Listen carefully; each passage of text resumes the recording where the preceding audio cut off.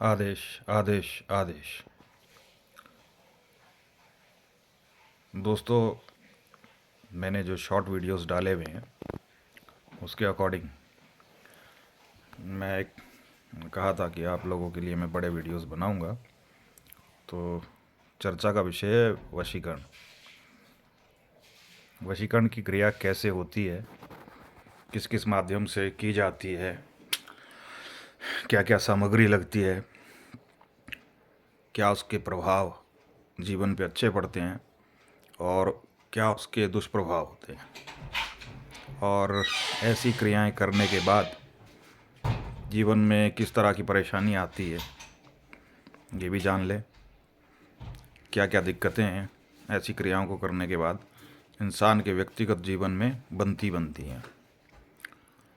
तो जो वशीकरण है, वैसे तो शास्त्रों में वशीकरण की जो एक मर्यादा है वो सीमित रखी गई थी। हर किसी पर प्रयोग करने वाली विद्या नहीं है। हर व्यक्ति पर प्रयोग ना करने का जो उद्देश्य था उनका वो यही था, क्योंकि इसके दुष्प्रभाव जीवन में दिखाई देते हैं। अब परिस्थिति बनती कब है व्यक्ति की कि आपको लगता है कि आप किसी व्यक्ति को वशीभूत करके अपने अकॉर्डिंगली रखें, अपने साथ रखना चाहते हैं, या आपका कोई भी काम है वो आपके अनुसार करे, तो ये होती है मंशा।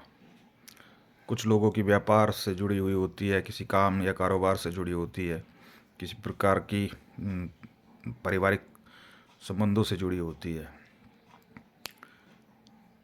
जब कोई व्यक्ति आपके अकॉर्डिंग नहीं चल रहा है, आपके अनुसार नहीं चल रहा है, या आप चाहते हैं कि कोई व्यक्ति आपके अनुसार ही आचरण करे, तो उस स्थिति में आदमी वशीकरण का सहारा लेता है। मगर ये परिस्थिति है उस समय की जब पहले से व्यक्ति ने इस चीज़ की मंशा बना रखी हो। प्राकृतिक रूप से इस चीज़ को पहले से कोई भी डिसाइड करके नहीं रखता है, क्योंकि जो साधक इन चीज़ों को करते हैं भली भांति जानते हैं कि इस क्रिया का दुष्प्रभाव भी पड़ता है, और वो दुष्प्रभाव जो है उसको झेलना पड़ जाएगा। इस कारण से साधक अपने लिए कभी भी इस क्रिया का प्रयोग नहीं करता है। और जो आम जन है उनकी एक समस्या ये रहती है, भाई मेरे साथ ऐसा हो गया है तो मैं अब इस समाधान के लिए किसी न किसी व्यक्ति के संपर्क में आऊँ। तो जब भी व्यक्ति किसी व्यक्ति से जाकर के इन्हें संपर्क करता है, अपनी समस्या को बताता है, तो आपको बताया जाएगा कि आप जिस व्यक्ति पर इस क्रिया को करने की इच्छा रखते हैं उसके शरीर का कुछ सामान लाएं। सर के बाल हो गए, नाखून हो गए, पैरों की मिट्टी हो गई या कोई उसके शरीर का मैला कपड़ा हो गया। औरत है तो उसके हेयर बैंड वगैरह हो गए, या इस तरह की एसेसरीज हो गई जो आदमी अपनी दिनचर्या में यूज़ करता है, जैसे रुमाल हो गया, पर्स हो गया, ऐसी चीज़ें भी जोड़ ली जाती हैं। जब ये चीज़ें आपके जीवन में चल रही होती हैं तो खैर किसी ने गौर किया ही नहीं होता कि मुझे कभी जीवन में उससे दूर होना पड़ेगा या मुझे उस सामग्री की ज़रूरत पड़ेगी। तो हर व्यक्ति जो है बेपरवाह रहता है। तो नतीजन जो चीज़ें आती हैं निकल करके 2 से 4% लोग ऐसे होते हैं जो पहले से ही इन चीज़ों को प्री प्लान करके रखते हैं, या उनके पास कुछ ऐसे माध्यम होते हैं कि वो उन चीज़ों को प्रोवाइड कर भी सकते हैं, कर भी लेते हैं कुछ कुछ लोग। कोई बड़ी बात नहीं होती है। तो अधिकतर लोग जो होते हैं वो आपके पास जब भी आते हैं, हम लोगों के पास जब भी काम करने के लिए कोई पूजा की इस तरह की बात आती है, तो अक्सर लोगों के पास फ़ोटो होती है और फ़ोटो पर ही क्रिया करने की उनकी मंशा रहती है। भाई मेरे पास फ़ोटो है, उसका नाम है, पता है, उसकी जानकारी है। और उसके आधार पे लोग चाहते हैं कि उनकी क्रियाएं की जाएं और की भी जाती हैं।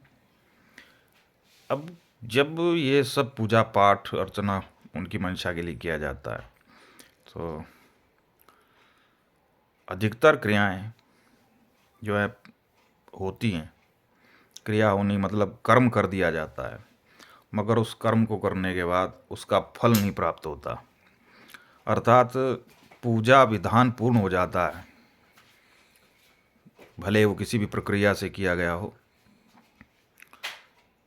किंतु उसका रिजल्ट नहीं मिलता। सामने वाला व्यक्ति का जो आचरण है और जो उसके ग्रह हैं वो उस क्रिया में दोनों रूप से बाधक बन जाते हैं।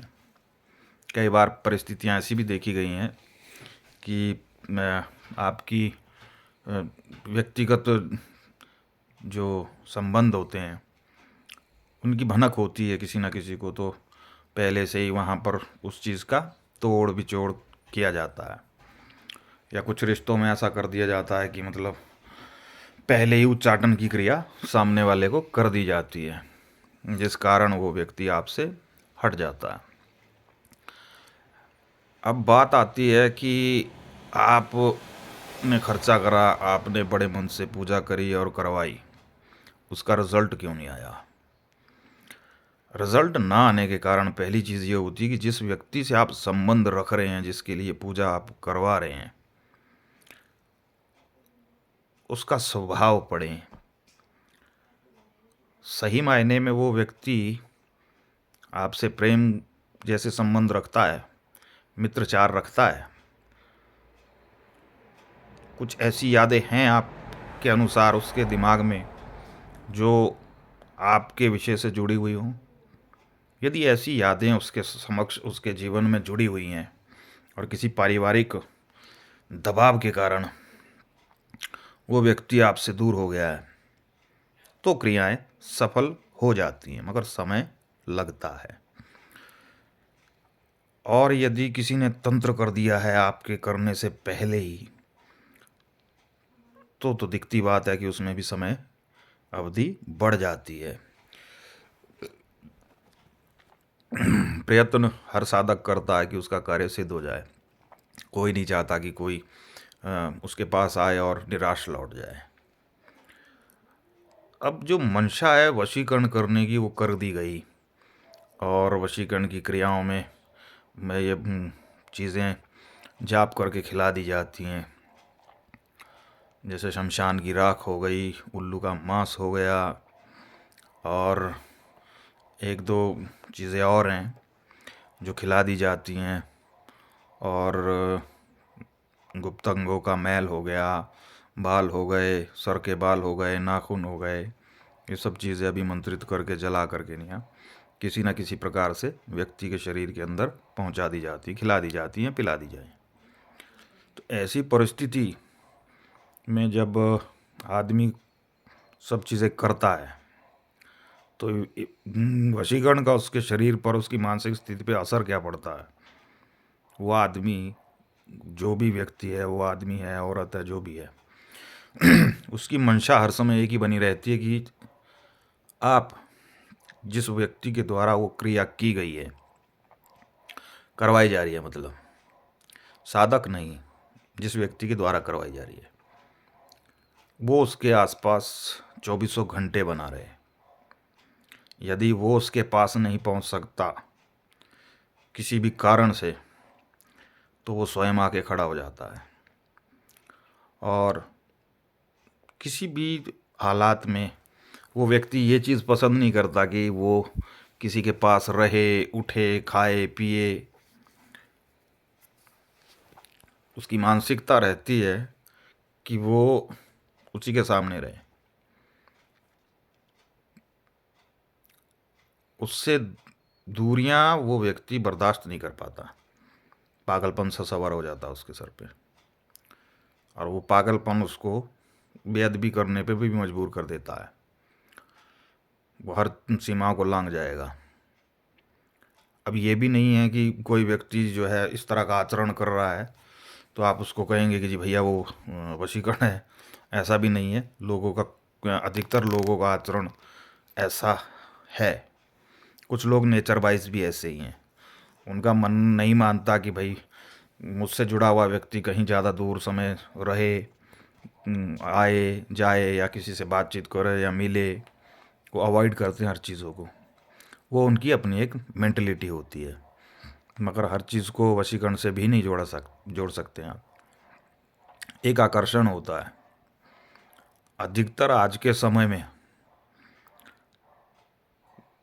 प्रोफेशनली जो लोग चाहते हैं कि वशीकरण कर दिया जाए और उनका कोई कार्य सिद्ध कर दिया जाए, तो देखें वशीकरण की कोई डिग्री नहीं होती है कि आपके लिए थोड़ा सा कर दिया जाए या इतने समय के लिए कर दिया जाए। एक क्रिया है।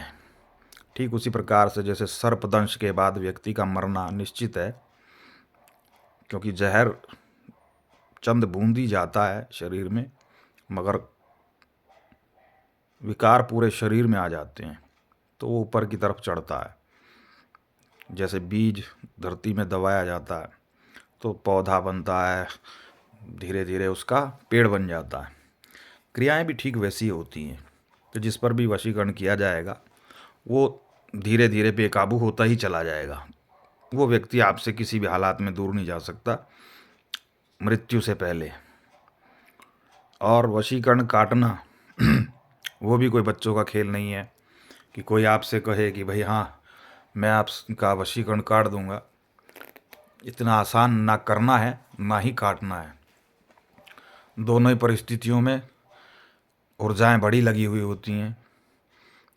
भले ही सामग्रियां छोटी तरह से की जाएं या हवन से क्रिया की जाए, मगर वशीकरण एक बहुत अचूक ऊर्जा से की जाती है। अधिकतर लोग कामाख्या का प्रयोग करते हैं और सभी को ज्ञान होगा कि माँ कामाख्या बहुत तीव्र शक्ति हैं। तो माँ कामाख्या को वशीकरण पर से हटाना अच्छे अच्छे खिलाड़ी के लिए भारी पड़ जाता है। तो वशीकरण तुरंत नहीं कटता है, बड़े पापड़ बेलने पड़ते हैं। और यदि शरीर के अंदर किसी प्रकार की जड़ी बूटी या जाप की हुई सामग्री खिला दी गई है तो थोड़ा और मुश्किल हो जाता है उस चीज़ को काटना। प्रभाव ये तो थे एक उसकी मानसिक रूप से प्रभाव। वो व्यक्ति हर समय आपके विषय में ही सोचेगा, हर व्यक्ति के चेहरे में उसे आपका ही चेहरा दिखाई देगा। उसका पूर्ण रूप से मानसिक समर्पण जो होता है, शारीरिक समर्पण, मानसिक समर्पण उस व्यक्ति के प्रति होता है, चाहे वो नर है चाहे नारी है, फर्क नहीं पड़ता इस बात से। अब परिस्थिति आती है कि आपने क्रिया की, पूजा करवाई, आपकी क्रिया का असर आपको तो मिला नहीं, किंतु क्रिया तो हो चुकी है। क्रिया में समय लग रहा है और आप समय देना नहीं चाहते हैं, तो आप किसी और रास्ते पर चलना शुरू कर देते हैं। अब आपने कोई नया व्यक्ति चुन लिया, जैसे आपके पार्टनर ने किसी और को चुन लिया, वो किसी और के साथ डिमोटिवेट हो गया, आप कहीं और चलने लग पड़े। तब क्रिया जो है उसके ऊपर चलती तो है, मगर वो अपनी दिशा को से हट जाती है, दिशाहीन हो जाएगी। मगर जिस भी व्यक्ति पर की जाती है वो मानसिक रूप से उसी व्यक्ति के विषय में सोचता रहेगा, या फिर उससे मिलता जुलता कोई भी व्यक्ति यदि उसके जीवन में और आ जाता है तो वो उसके प्रति आकर्षित हो जाता है। वही बावलापन वो उसके प्रति महसूस करने लगता है, बिकॉज वो डिमोटिवेट होता है, उसे ऊर्जा जो है बराबर आपस में मेल नहीं खा रही है। इस कारण से किसी और की ऊर्जा मिलने पर, आकर्षण मिलने पर वो ऊर्जा उसको उस दिशा में मोड़ देती है। तो किसी और का किया गया वशीकरण जो है वो भी किसी और के पीछे लगा देता है, ऐसा भी होता है। और दुष्प्रभाव जब शुरू होते हैं इन चीज़ों के जीवन में, भाई लड़का कहीं और चला गया, लड़की कहीं और चली गई, समय अनुसार आप उन चीज़ों को नहीं कर पाए और ना आप उस चीज़ का वेट कर पाए, तो आगे जीवन में जब भी वो नए संबंधों में आते हैं या अपने जीवन में नॉर्मली रह रहे हैं, तो जो लड़का रहेगा उसके मानसिक रूप से दिक्कत रहेगी। एक तो चिड़चिड़ा रहेगा वो, और किसी के साथ भी उठना बैठना हंसना खेलना उसको ज़्यादा पसंद नहीं आएगा। उसका दिमाग जो है उसी व्यक्ति को खोजता रहेगा हर समय। यहीं अगर कोई आदमी से हट कर के नहीं स्त्री है तो स्त्रियों पे बहुत कुप्रभाव पड़ता है। कुप्रभाव इस वजह से क्योंकि वो किसी के घर परिवार में जब शादी होकर के नहीं जाएगी तो उनका आपसी मनमुटाव रहेगा। ये मनमुटाव जो है मियाँ बीवी में पति के तरफ से भी रह सकता है, लड़के की तरफ से भी रह सकता है, क्योंकि वो उस क्रिया से ग्रसित है। तो वो चीज़ें उनके बीच में डिस्टरबेंस पैदा पैदा करेगी शारीरिक रूप से। कुछ लोगों को हेड पेन होगा, वॉमिट्स महसूस होंगे, जैसे वॉमिट आ रहा है। अगर तंत्र खिलाया गया है तो कलेजे पे जलन होगी, घबराहट रहेगी। और यदि वो स्त्री किसी कारण से गर्भ धारण करती है तो बार बार उसके गर्भ गिरते चले जाएंगे, और उसका मन हर समय घर से भागने के लिए करेगा, अपने रिश्तों से भागने का मन करेगा, अपने घर से परिवार से सब जगह से निकलने का मन करेगा। तो ये इसके जब कुप्रभाव आपकी ज़िंदगियों में शुरू हो जाते हैं तो कुछ लोग तो बेचारे अननोन होते हैं, किया किसी का होता है, फल उनके आगे आके पड़ जाता है, तो वो बेचारे इन चीज़ों को ठीक करवाने में लगे रहते हैं। तो वही वशीकरण की क्रिया किसी के लिए रोग का कारण भी बन जाती है। और वशीकरण कहना आसान है, करना हर किसी के लिए संभव ही नहीं है कि आप क्रिया करेंगे और आपकी क्रिया वहाँ तक पहुँच ही जाएगी। जैसा मैंने बताया आपको, मैं अपने अनुभव से बता रहा हूँ कि तकरीबन मैंने भी बहुत पूजाएं की हैं लोगों की समस्या को देखते हुए। तो मेरा खुद का अनुभव है कि 100 में से 20 लोगों का कार्य सिद्ध नहीं होता है। क्योंकि मैं थोड़ा एक क्लियरली बताऊं आपको कि एक तरफा प्यार करने वाले बच्चे जो हैं, जिनकी जेब में मोबाइल के रिचार्ज के भी पैसे नहीं होते, तो ये लोग आसपास ज़्यादा इन चीज़ों को लेकर के नहीं घूमते रहते हैं कि इतने पैसे में कर दें, 4,000 में 5,000 में। तो इतने में सामग्री नहीं आती तो आपकी क्रिया कहाँ से होगी। ठीक है, पहली चीज़ तो ये है। तो मैं ऐसे केसेस को तो लेता ही नहीं हूँ, और सोच विचार करके नहीं सब चीज़ों को करता हूँ। तो आप भी ध्यान रखें। और यदि आप अपने लिए या किसी अपने संबंधी के लिए, अपने रिश्तों के सुधार के लिए, परिवार के बचाव के लिए आप अगर कोई इस प्रकार की क्रिया करवाते हैं तो ध्यानपूर्वक करें, ठीक है, क्योंकि वो आपकी गले की फांस बन सकती है इस चीज़ के लिए।